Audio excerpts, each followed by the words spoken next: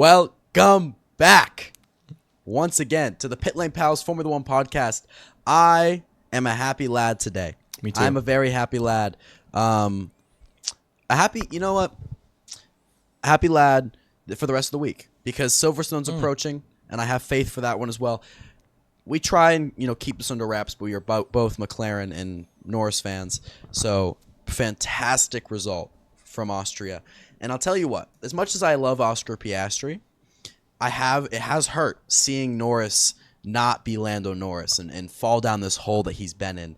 And for him to bounce back this weekend after the incident in Canada and it's one of the best drives of Lando's career, to be honest. And oh boy, was it fun to watch. I was having the time of my life watching a championship battle between the top two drivers on the same team with clean racing. Besides the lockup that almost took Norris out, it was a little sketchy. But Very clean racing, sketchy. Brilliant driving from both. Man, it was a great race. I was having a great time. I was stressed, but I was having a great time. It's a great time to be alive right now.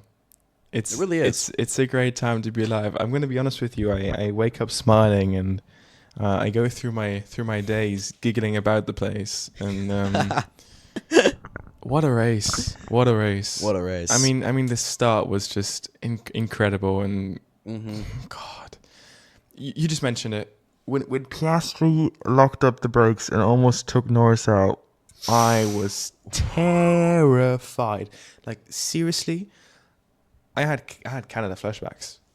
I thought. Oh, dude, I thought that was it. This is I it. thought that was it. Well, we're done here. This is it. Two McLarens coming together yet again. And you just know for Norris, he would have gotten he would have gotten carbon fiber in his exhaust and there would have been an engine failure.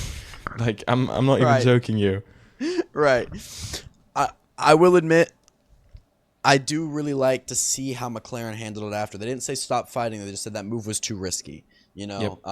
They didn't bail out of the papaya rules. They just said, you know the rules. You know what we live by in that moment. And I do think that was ballsy from Oscar. Of course, I don't think he was expecting to lock up. But regardless, I mean, these are the top 20 drivers in the world. Yep. And he could have been more careful about that with more control under the car without, diving straight into almost the side of Lando Norris. Like it did scare me shitless.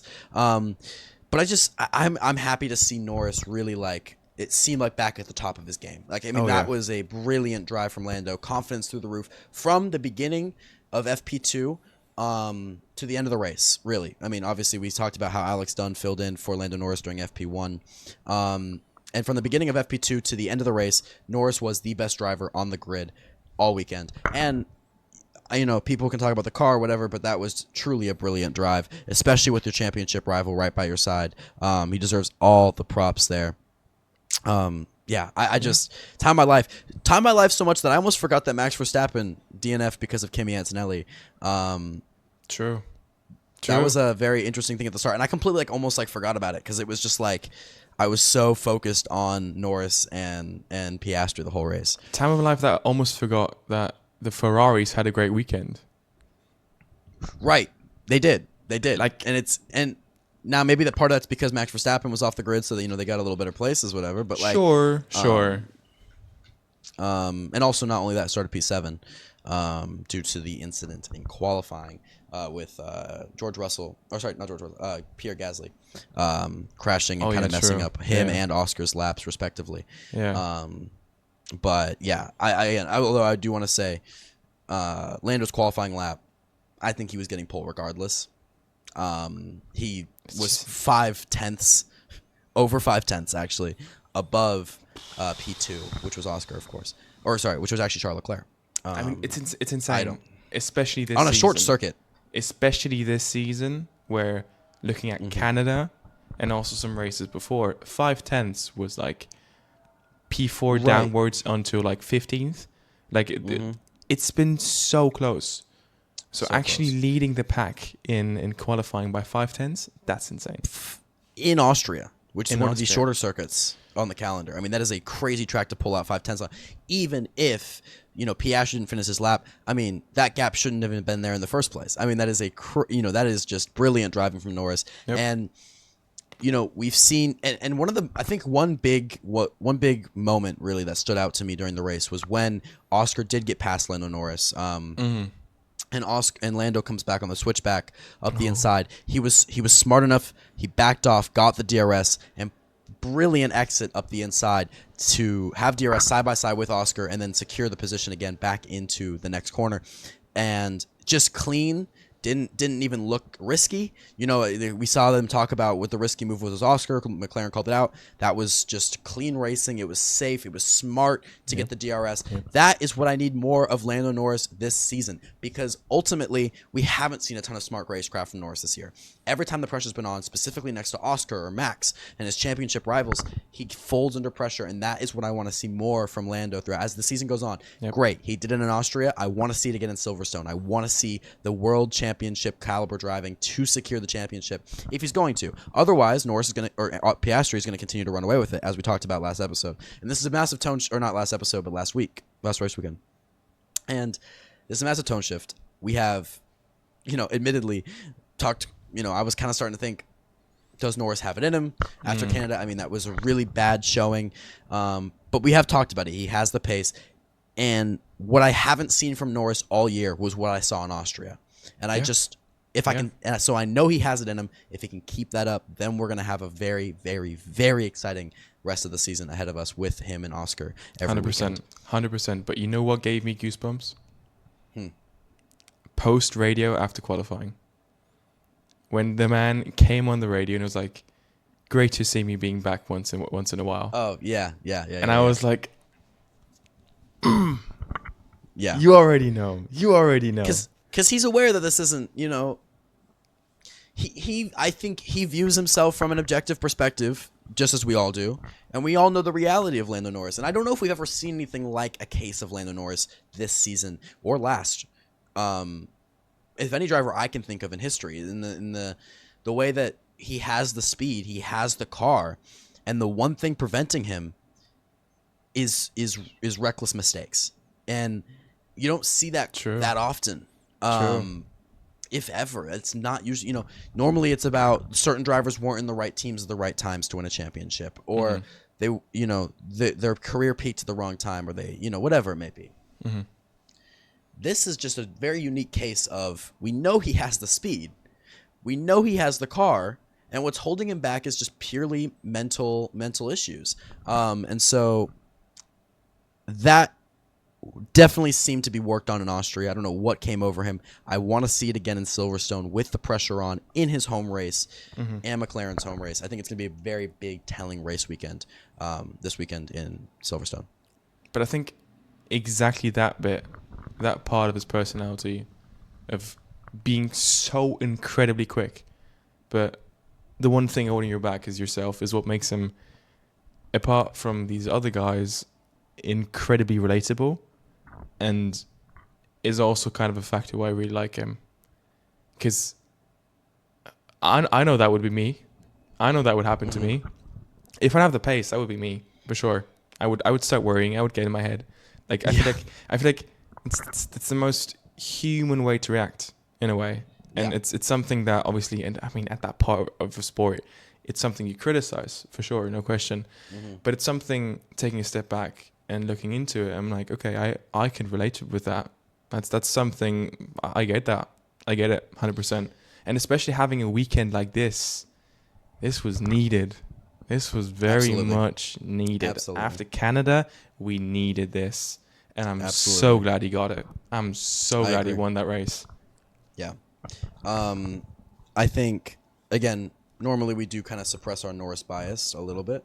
But this is, I mean, as a Norris fan, but even as just a fan of motorsport, like I want to put whatever. Obviously, I'm happy because that's my driver. That's the guy I want to win. But ultimately, I want a good championship battle, and I don't want Oscar running away with it. I don't want. I agree. I don't want that happen. Oscar can win the championship at the end of the year, and I'll be fairly happy. A McLaren driver won the championship, and that's ultimately what I want as a McLaren fan. But I want it to be close. I love, like, what we saw in Austria is what I want to see for the rest of the year. I want to see good, clean racing. And what's exciting about it to me is we see a lot of drivers who've been fighting for championships recently. Max Verstappen. when fighting non-teammate drivers, things get touchy and somebody ends up crashing, or they run each other off the road, or Sure. something happens to hurt the other person's race, and then ultimately it ends, whatever. In this instance, we have papaya rules in place. They both drive for McLaren. They cannot damage the cars, meaning we're seeing very careful, clean racing side by side through the corners. That's what I want to see for the rest of the year. And That's beautiful. we've seen it from Oscar. Yeah. We've seen it from Oscar, and now we're seeing it from Lando as well. And I need that to continue for the sake of like this season, because obviously we know McLaren's running away with it. We know that they have the best car on the grid. We know the Constructors' Championship is pretty much locked up, and most likely, 99% chance, Oscar or Lando are going to win the championship, right? Mm-hmm. But I want to see it close. I want to see that battle continue for the rest of the year. So, yeah, man, just that was a brilliant race. Obviously, I think there was a bit of a middle point where it got a little boring, but obviously we saw the early action, and then we saw the late, Oscar kind of charging at Lando towards the end. Which kudos to Oscar, he kept his pace up late in that race. On a more technical note, it is crazy to me, and we don't see this very often, how crazy that McLaren's tire temperature is. Because, and how good their tire degradation is. Because in what world is Oscar Piastri sitting behind Lando Norris pretty much in DRS range for 20 so laps and not really losing much through the corners besides regular dirty air? And like, that is a testament to the engineering masterclass that is that McLaren, because Jesus Christ, he was just on him the whole time. And normally either a driver backs off because they want to do tire management, or they just can't keep up anymore because they've damaged their tires. Their tires are overheating. Oscar was there every single lap, still finished P2 with pace the whole time, despite trailing Norris for most of the race, and like right in his tail, right in his dirty air. Just, it was something that was like, at one point, is this battle going to end? It just never did until they pit. Yeah. Very fascinating. And I know we've talked about it. I know Christian Horner said that there might be water in the tires. I was about to say it's the tire water. Yeah, it's the tire water. It's the tire water. No, it's not the tire water. Whatever they did in that car is magnificent. It's insane. But even compared to other cars, the McLaren is just it seems to be a magician when it comes to dealing with dirty air. I mean, there were moments where you saw, like, I believe it was Bortoleto behind Alonso, absolutely struggling with dirty air. You could see his rear stepping out a lot because the air just really couldn't handle it. And Piastri was able to sit comfortably behind Norris for quite a while. Very comfortable. And that's just something you don't really see, especially at this current age of F1 cars. They seem to have, well, they all punch a hole in the air, but apparently the McLaren just, I don't know, doesn't care about it. But just a beautiful, beautiful depiction of racing, and it's the racing I love. We've talked about this, how Max Verstappen, with his style of pushing cars off track, sometimes can be a bit difficult. So seeing them going wheel to wheel, being respectful, keeping the room, that's what we love, and that's what we're here for. But I will also have to say, not only, and I know you're going to hate this for a little bit, but not only did the McLarens have a great weekend, but so did Liam Lawson. Oh, absolutely. He had an incredible weekend. This is also what the guy needed. Every racing Red Bull driver, and he qualified did. Max Verstappen. And now Liam Lawson actually sits ahead of Yuki Tsunoda in the championship, which I think is less of a, not even really a comment on the drivers at that point. That is what the car is. That is what that Red Bull is, and it does go to show that I do think talented drivers such as Lawson and Tsunoda should be able to score points regularly in the Red Bull, right? Oh, for sure. And again, I know I've said it before, Max Verstappen is just so talented that the drivability of the car doesn't matter. It's clearly quick. It's just not drivable. But it does go to show like how valuable Max Verstappen is. Because he could be in any piece of machinery, and he's going to be fighting for race wins. And it's unfortunate that Lawson got treated how he did at Red Bull. It's unfortunate that Yuki Tsunoda is now dealing with it. It's unfortunate what happened to Sergio Perez and Alex Albon and Pierre Gasly. There's just something about being that second driver at Red Bull, which is just, it's hard to do. And I think there is something to be said about Max's driving style, because it did really start to go that way, more so as Max came into the sport and the car was Yeah. catered towards Max, and he was the future of the team and now is the face of the team. Obviously, Red Bull's always had their issues. Seb and Mark Webber back in the day, but this is just a level of drivability in a car I've never seen before, or lack thereof. It's crazy. So I know I'm not trying to take away Lawson's flair, but him being ahead of Tsunoda in the championship right now should never happen. It also, again, brings me back to I don't like that they have two teams on the grid, but that's not something I can control. But yeah, disaster for Red Bull. Happy for Lawson. Did you see the interview with Yuki? No, I don't think I did. There was a heartbreaking interview after the race with Yuki. Really? Which shows again how bad the situation is, because there's one bit saying, okay, the Red Bull's just too quick and too difficult to drive, and I can't keep up with it. But there's an extent to it where they don't know what he's actively doing different. Tsunoda said in that interview, because he was asked about the car, he said, I would literally try everything from left to right, changing my complete driving style, if that would make me quicker. But I don't know what I have to do differently. Yeah. And it's like they're at a point where it's like some sort of helplessness is starting to kick in.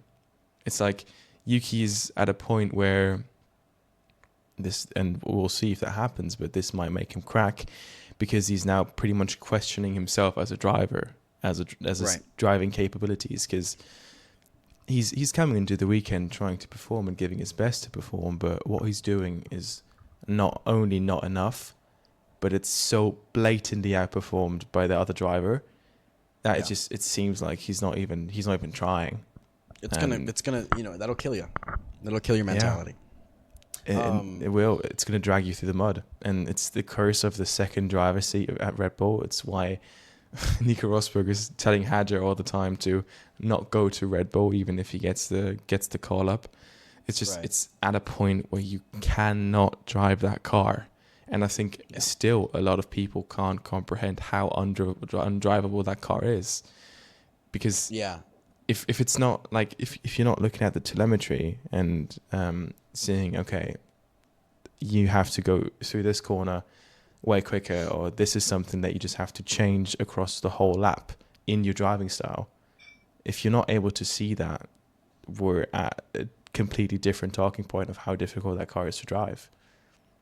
Yeah, and I think I've said it before, but I hope Yuki gets the opportunity to ride out Red Bull to 2026. Feel what the 2026 machinery looks like. Now, I will say, though, I did see rumors that Cadillac are eyeing Yuki Tsunoda. And obviously we know about the Aston Martin thing. They want to maybe cater to Honda. But now I would like to see Yuki Tsunoda in the Cadillac. I think that'd be a good opportunity for him to get out of the Red Bull hellhole that is that driver just parade, carnival, whatever, circus, whatever you want to really call it. But I also would be interested to see what the 2026 car looks like, because it would also suck for Yuki Tsunoda to lose his seat at the end of the year, and then that 2026 car is drivable, and it's better, and he missed that opportunity to win races or fight for podiums at the very least, because I do think he has that in him. We've seen Yuki Tsunoda beat everybody they've thrown at him, including Lawson, and Daniel Ricciardo, who's a multiple-time race winner. And obviously Daniel Ricciardo was never the same after Red Bull, but he was a multiple-time race winner. Dude, Yuki Tsunoda beat him. He beat Nick DeVries out of the sport in like 6 races. He was beating Hadjar, and obviously Hadjar was doing well, and it was Hadjar's first whatever. And the only guy who really beat Yuki was Pierre Gasly, but Yuki was also like a rookie for his first 2 years, and Pierre Gasly was very experienced at that point. So overall, I would like to see either. I do not want to see Yuki fall off, though, because I do think he's a quick driver, and I don't. People are saying, the Yuki Tsunoda experiments fail. We need him out of F1. No, we've seen Yuki be successful, and we were just talking about in 2023 him being, a very respectable driver. He had a fantastic 2023 season. So given what the machinery was in the Racing Bull. And obviously it's a little bit quicker now. And it kind of sucks that he's, missing out on that. And I did push for him at Red Bull, so I'm switching up. But I also didn't think it was that undrivable, and now I think I've realized quite how undrivable it might be. So congratulations to Lawson, but it is, and I mean, it's a disaster weekend for Red Bull again. You see the cars now struggling again. Yuki Tsunoda practically finishing last of the finishing drivers. And Max Verstappen DNFing on lap 1. So just a disaster across the board there at Red Bull. There's got to be a change. There's got to be a change. It's for sure. There's got to be something that changes. I don't care if it's Christian Horner. I don't care if it's Helmut Marko. I mean, Helmut Marko doesn't enter the car, but he does control the driver lineup. And True. I don't know if it's the engineering team, which we have seen technically change with Adrian Newey and a bunch of mechanics, out. I just don't know. And maybe they have lost their way a bit without Adrian Newey. And with pushing Max's preferences as much as they have been. It seems like they're able to make a car which suits Max perfectly, but not any other driver, because that's what we've been having these past few years. So we'll see how it develops. We'll see how it goes, but we're definitely now at a point where we just really don't know. Yeah, absolutely. Yeah, I want to see. I mean, we've seen Red Bull success. I'm not necessarily worried about that. I think I'm more so worried about, where are we sitting with, the second drivers, because they have so much talent in their driver arsenal. And we're seeing Hadjar, literally a star. We've seen Lawson be successful. We've seen Tsunoda be successful. We've seen Albon be successful now outside of Red Bull, and Gasly be fairly successful at Alpine, despite that car being a shitbox. And it was clearly never the drivers. And they need to get their shit together at some point and realize that. Whether it's the Max Verstappen is the equation, or if it's the engineering team, I don't give a fuck. We need change. And outside of Red Bull, I know we talked about it. Ferrari needs change, but they did have a fairly successful weekend here in Austria. I know you mentioned it briefly earlier. Charles Leclerc actually was shocked when he was told by an interviewer that he had finished on the podium 3 out of the last 4 races. He was like the face he made was like he was hearing that for he didn't know. Like he was like, wait, really? So definitely like the Ferrari struggles are amplified because of Lewis Hamilton struggles, I would say more so. True. But I think that is part of the problem though, is again, you sign this driver who's pushing 40, is 40 actually, at the latter end of his career for a ton of money, ownership in the team, basically. I mean, he's promised a job after he's finished too, I'm pretty sure. I don't think he needs one, but or some involvement in the business side of the team, money wise, whatever. Yeah. And there's a bunch of contract details we don't even know, but he was signed for a buttload of money, and he's sitting. We're talking about P4 is a fantastic finish, and that's what concerns me. I do think it's progress, but again, it's Ferrari. We've talked about it before, but it's like you just expect better from the Ferraris, and a team with such history. And we've seen McLaren, who was in the shithole for the majority of the 2010s, really, and into the early 2020s, and they finally figured it out, right? So when is it Ferrari's turn to figure it out? And why can't it be now, when you have arguably the greatest driver of all time on your team, paired with one of the best younger drivers we've seen in years as well, who should deserve a world championship? We talked about it before. When does Charles Leclerc get tired of it? Yeah. I feel like because we're now at such a radical point that just might never figure it out. Because even finishing P3, P4, you still had the moment with Hamilton saying, "I'd love to go longer. The tires are good," and the mechanic's still calling him in. So it's a disaster. That's the thing. It goes beyond the technical part. There's just poor management throughout that team. I think nothing really goes to amplify that more than Lewis Hamilton's direct conversations with his engineer. Oh, for sure. Yeah, exactly. let's look at what Norris's engineer was doing for him during the Grand Prix. When Lewis asks those questions, he gets a "we are checking," box, and he's like, "It's lap 1. Why are we box?" Kidding. But that's how it feels. That's how it feels. Like, genuinely, it feels that absurd. It's like, it's frustrating to watch. And I'm not even a Ferrari fan, but I want to see. I would love to see Lewis at the top step come Monza. I think it's gonna make him age a lot more. I feel like Lewis has been I think Mercedes was doing young. that to him. I feel like he's gonna be leaving with some gray hairs sticking out of his head, because it's just, God, how can you ask your driver to pit when they're saying the tires are still good? I get traffic management, and I get saying, all right, we need to stick this, but I mean, there's a strategy window behind this, and normally going longer, keeping up your pace, will get you further in terms of the whole race. That was a rhyme, but at the end of the day, it's just I just don't get it. I really, really don't understand how they end up in those situations. And having Lewis Hamilton and Charles Leclerc, I don't think they're going to learn. I think it's going to stay this exact same for the time being, unless there's some big strategy change in Ferrari. Yeah, you were mentioning the Lewis thing, and it's going to age him. But Mercedes already was doing that, and now he goes to Ferrari, and it seems that Mercedes has figured it out a bit more. I feel like Ferrari's worse. It seems like Ferrari's gotten worse since signing Lewis.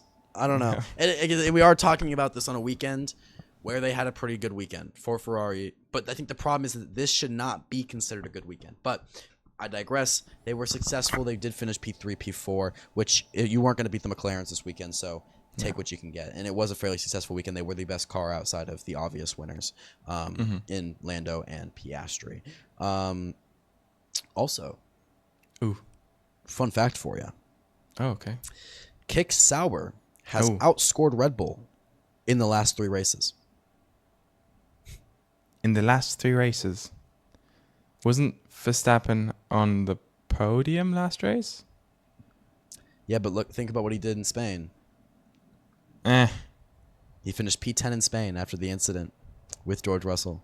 Oh my God, and they did. He DNF'd here in Austria, and Kick Sauber has scored 20 points in the last 3 races. Jesus. That is never some words I thought I'd utter pre-Audi. Jesus Christ. Isn't that crazy? They've scored 20 points in the last 3 races. And now, obviously, most of that has been Nico Hülkenberg until this weekend, where we saw Gabriel Bortoleto finishing the points for the first time in his career in a, may I add, brilliant drive. Brilliant drive from Gabriel Bortoleto. For sure. Yeah, what a drive. Somebody posted a TikTok that said, Gabriel Bortoleto, when he remembers he comes from the same country as Ayrton Senna. And that's literally how it felt. Like, it was just like, damn, he really he locked in. And we haven't talked too much about Gabby this year, and obviously there's not much to talk about unless he's performing well, because I can't expect him to perform well in a car that is that poor typically. But you know what? At this point, I mean, Nico Hülkenberg has scored 20 points. Gabriel Bortoleto now 4.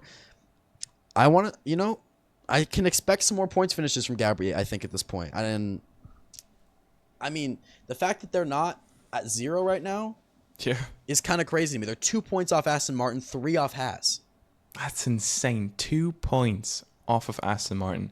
To be honest, they have had quite a shocking year because of just incredible unlucky situations. Absolutely. But that's insane to think about. 2 points off of Aston Martin. And coming the last laps, I was actually hoping that Gabby would get in front of Alonso, because it would have been incredible for him to overtake his manager in the race where he scored points. Yeah. God. But it was not going to happen. I mean, Alonso has the experience. He saw that switchback coming a mile away. It was also difficult with the back marker, with the blue flags they were dealing with as well, for him to really get past Alonso. That was also a big talk of the race. I almost forgot to mention this, actually. Franco Colapinto. Oh, God, yeah. was fighting Yuki Tsunoda, which sounds crazy to say. And in his fight, in his adrenaline, I don't think caught that his engineer told him Piastri was behind. Right. And he had blue flags and damn near ran Piastri onto the grass. Well, he did run Piastri onto the grass, damn near into the wall. And Piastri comes on the radio and says, Alpine's still finding ways to fuck me over all these years later, which is also funny because in qualifying, Pierre Gasly fucked up his qualifying lap. So, you know, Piastri may have won the long-term battle, but Alpine's not going to let him forget it. Damn, it was funny. It was funny to see. I was literally looking at this like, dude, I've never seen, maybe outside of like Nikita Mazepin back in the day.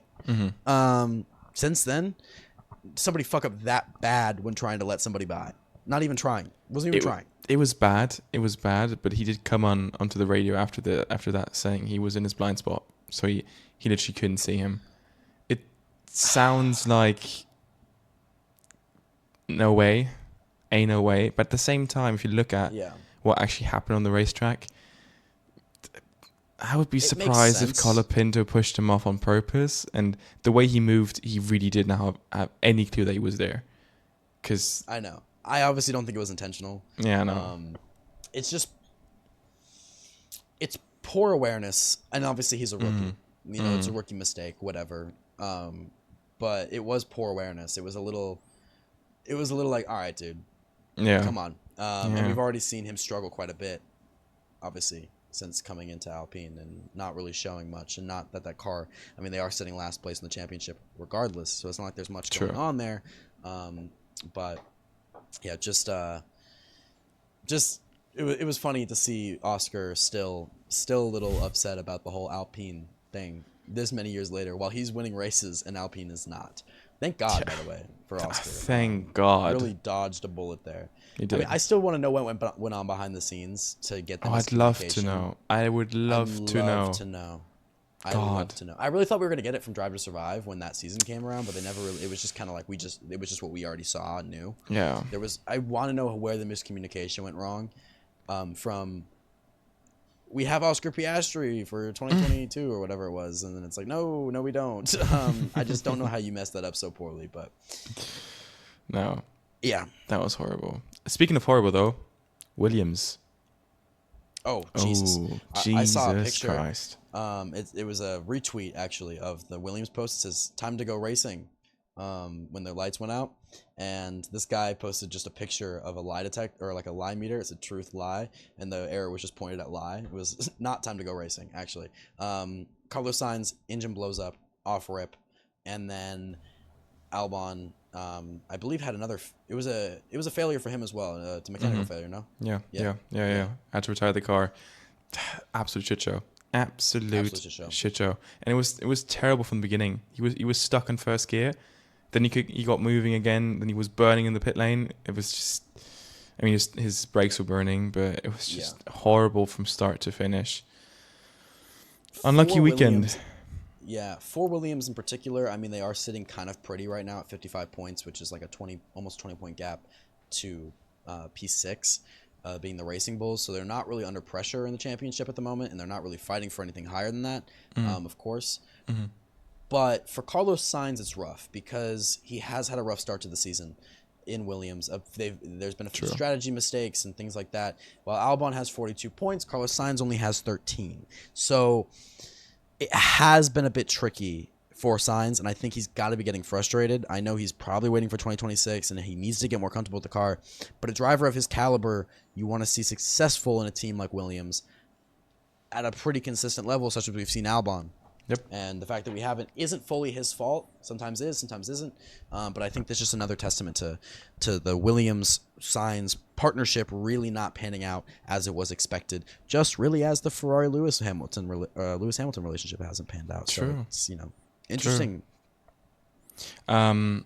I think we've pretty much covered all the mayhem from the race. Oh, we did not. 1 second. No, we did. There's one thing I want to cover really quick. Me too, but I'll go after you.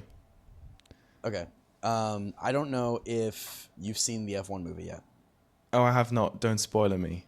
I'm not going to spoil it. This is going to be a Okay. spoiler-free review. Do not click off. Okay? Look at But- this. Look at this. I've got three gift cards that were gifted out for the movie.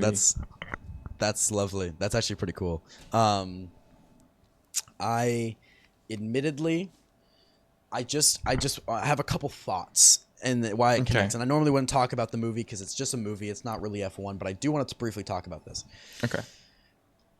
I don't mind it being what it is. It's very cliche, very tacky, kind of to be expected. They clearly put all their focus into, the cinematography and the on-cam, racing on boards and things like that, and the actual time in the car.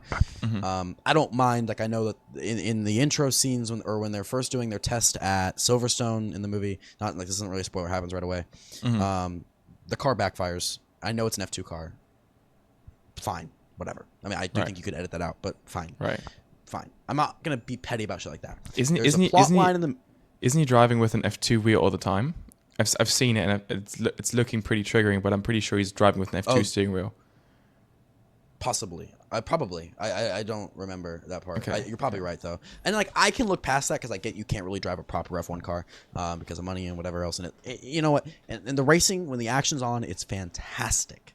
However, the plot, they clearly only cared about the cinematography and the shooting. Fine. If you liked it, I'm not judging. However, there's one thing that I'm surprised F1 let fly, which I don't know how I can navigate this without spoiling. I'll say it this way. There's one key component that helps them win races in the early part of the movie, which is just blatantly would be considered a scandal, a breach of the rules, and it's a major plot point of how they are successful, and it's practically cheating. And so I'm just surprised that F1 was cool with making their sport look like it was that easy to manipulate. And if you've seen the movie, you know what I'm talking about. And so I just think it goes to show, again, we have seen a trajectory of F1 catering more and more towards people who aren't really fans of the sport and the experience. And it was just something I didn't want to see. There's a lot of things I expected to see that I could have looked past, right? Inaccuracies in the backfiring and the world of F1, whatever. But that was something that really did peeve me because it kind of made the sport look, poorly managed, poorly run, and kind of like it wasn't really about the racing at a certain point. And it wasn't, we weren't racing to win. And again, it's hard to say this without spoiling it, but just if you've seen the movie, you know what I'm talking about. It was a little disappointing, and I just wanted to get that off my chest. My Caden's official take on the F1 movie was that it kind of, I feel like if I was a new fan of the sport, I'd be very like, I could enjoy the movie, but if I was to watch F1 after that, I'd be like, oh, why don't they just do this? And it seemed a little shitty. So, anyways, just had to get that off my chest. Oh no! It's a little frustrating, and when you see it, I can't wait to talk to you about it over messages because you're gonna feel 100% the same way because I know we both love F1, and if you can push it all aside, the racing scenes are fantastic. They look great. They are truly great. I mean, it's Top Gun if it was cars and Brad Pitt, right? Great, but that was something that I was like.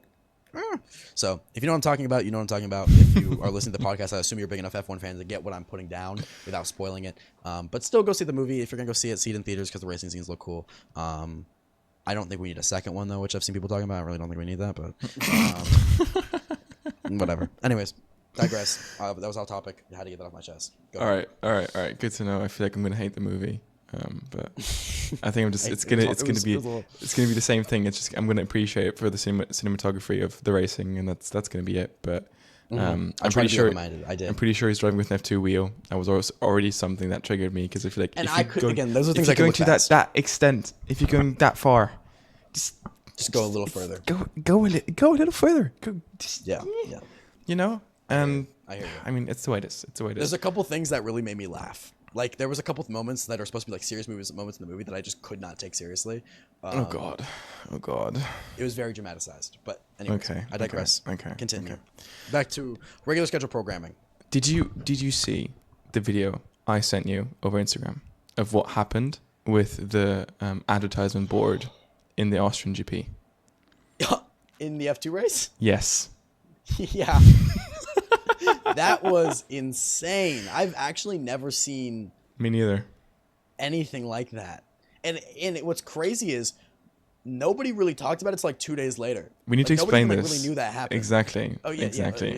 yeah. Sorry, let's explain. So I saw this video of, I presume it was after a crash of an F2 race, and basically it was a tow truck with an F2 car strapped to the back of it. And if you watch F1, if you watch races, you notice that there are a lot of advertisement boards that go over the track.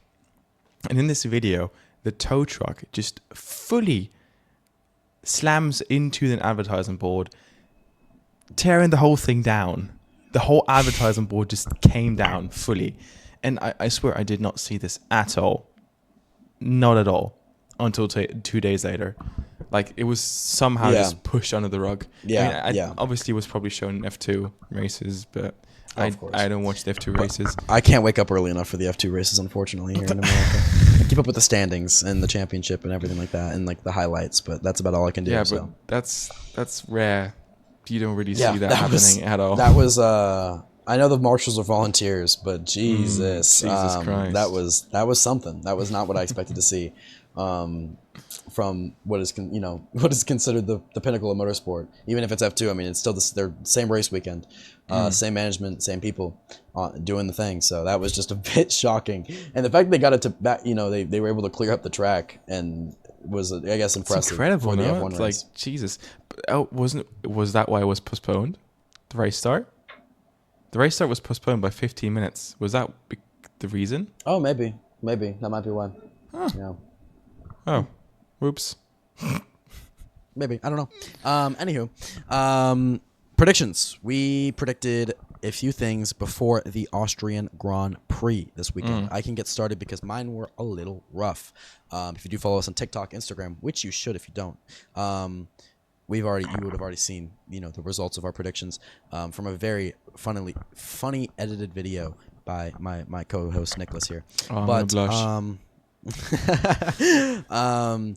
But my first race prediction was that the Aston Martins, one of the two cars, would finish in the podium, in the points. Sorry, not in the podium, in the points, which did happen. That was my successful prediction for the race weekend.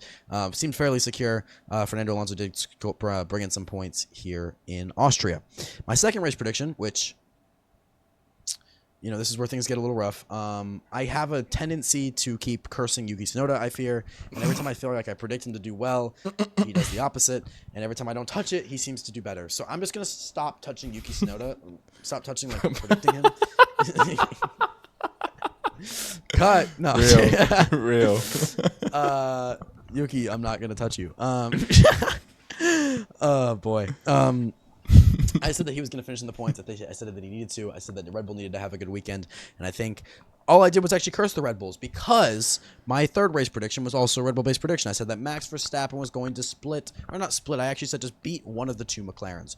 However it happened, just one of the two, one or more of the McLaren cars, at least one. And neither of those two Red Bull predictions happened. I think I cursed Red Bull this weekend, so sorry about that.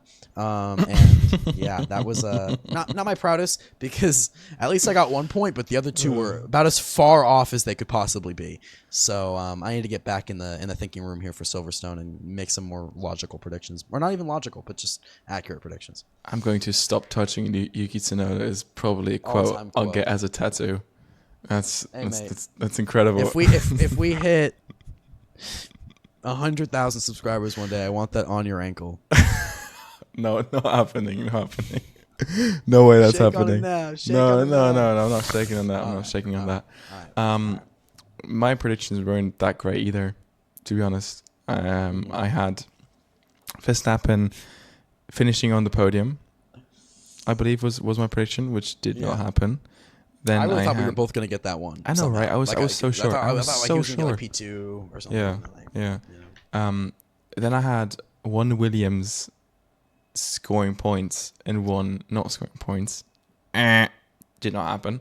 But I did predict Gabriel Bortoleto coming home with his first points. So I'm pretty happy with that. I let you have that one. I wanted to have. I was going to take it. If we had three choices, both of us, without having to look at what you take or what I take, we would have gone 2 out of 3. because I would have gone with Aston Martin points as well.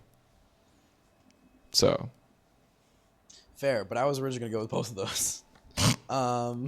me too. Yeah, and I wasn't gonna take the Max Verstappen one, but as it goes, so it goes, my friend. Good man. Good man. Good man. And so yeah, we both went 1 for 3 this weekend, and we do have to. I really have to get a tally at some point, so I can be like where we are in the standings. But at the end of the year, we'll make sure we do a recap. Or if you want to keep up, you can just follow us on Instagram and TikTok. As I said, make sure you follow us on all the places. As I do my outro here, we have YouTube, TikTok, Instagram, Spotify, Apple Music, anywhere you want to listen. We have constant content, short form, and of course the full length podcast episodes.